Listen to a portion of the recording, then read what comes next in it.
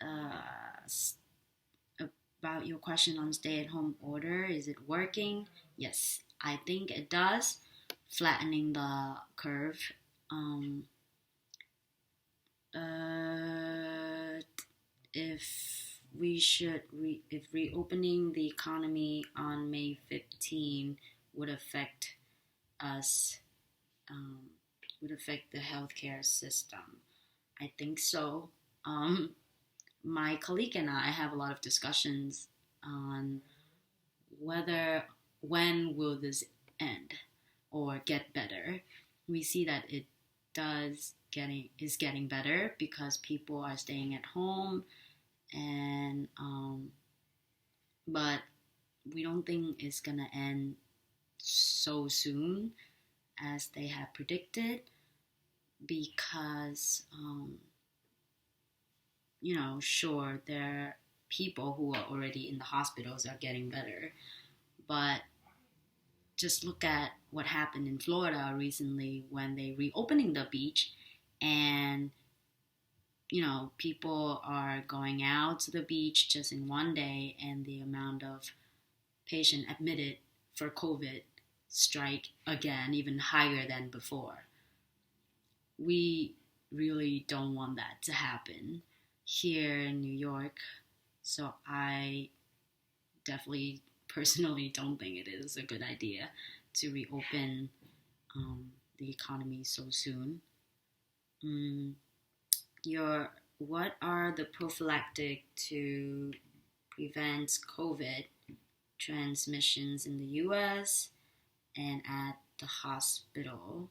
So for my hospital, I think so far they have been doing a fantastic job on providing healthcare providers with protective, personal protective equipment, PPE, like N95 respiratory mask, surgical mask, face shield, uh, the one whole suit, bodysuit, and hairnets, and along with shoes cover. Um, they also started this new uh, things where they give us scrubs that we can wear, that we can change to on our unit, and then we can just drop it off before we leave, and change into our own scrubs and go home, just so that we don't bring whatever we have touched, um, you know, to home, to where our loved one lives. Yes, so I think that's really good. Also, um, on my unit specifically, the ICU, all of our patients, because of their conditions, are so severe. They are all to be put into a negative pressures room and treated as airborne patients, um, and to prevent healthcare providers from going into the room so often, unless when giving medications through nasogastric tube, or to collecting labs, or to suction the patients, and most of the monitoring and the IV intravenous medications are given outside of the room, meaning we extend the IV lines, and then we have the machines outside of the patient's room. Um, Also, yes, so I think that is something that my hospital specifically has been working on to help preventing transmitting the disease outside of the hospital. Um, so frontline workers, how to um, I think personally, after I come home, I'm not sure if the question is correct. Is what I'm interpreting is correct. But when I go home, I before I step into the house, and I think a lot of my coworker does this.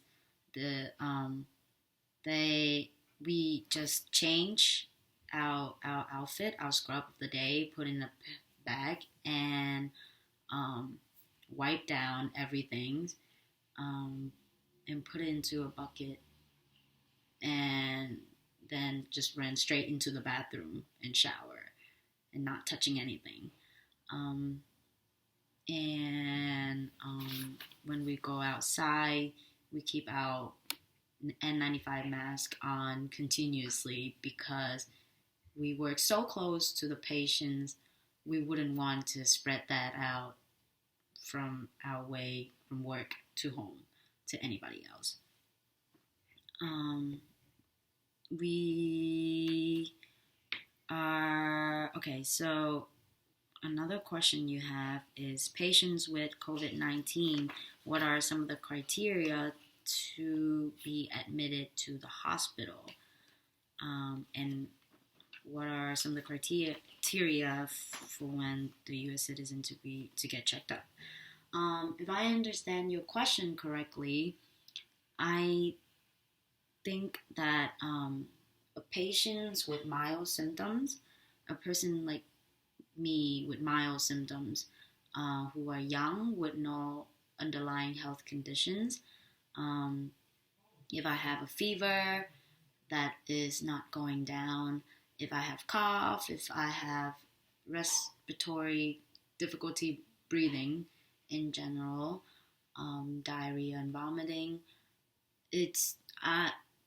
I would go to urgent care to get checked up first, mainly because your local urgent cares have shorter line compared to the emergency department, and also you have less chance of, contracting any transmitted disease once you're in the emergency department waiting for your turn to get checked. So people like me, with no severe symptoms, are usually to be sent home and with medications, and continue to be monitored by family and their own primary healthcare provider. And yes, mostly treating it like a very bad flu. So mostly just sign and symptom alleviations. And if you are to experience respiratory distress, meaning if your oxygen saturation is below 90, and the usual range that we want is 99 to 100, then you should be admitted to the hospital. Or if you have severe conditions, heart conditions, diabetes, and respiratory conditions before, you're also admitted,